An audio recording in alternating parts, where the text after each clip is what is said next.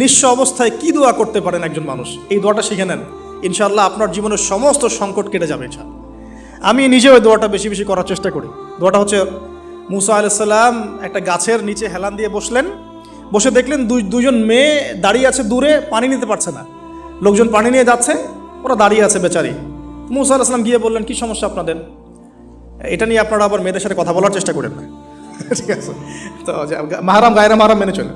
তারা বললেন যে আমাদের বাবা অনেক বৃদ্ধ মানুষ, আমরা পানি নিতে পারি না যতক্ষণ না আমাদের কম পানি নিয়ে চলে যায়। মুসা আলাইহিস সালাম তো একটু বললাম না, ফিজিক্যালি খুব স্ট্রং ছিলেন, থাকে না বডি বিল্ডার, সামনে গিয়ে কথা বলে সরো পানি নিতে দাও, তখন মানুষ একটু মূল্যায়ন করে না।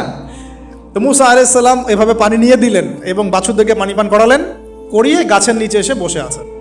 বসে বসে তিনি দোয়া করছেন, এই যে দোয়াটা তিনি দোয়া করছেন, রব্বি ইন্নি লিমা আনজালতা ইলাইয়া মিন খাইরিন ফাকির, রব্বি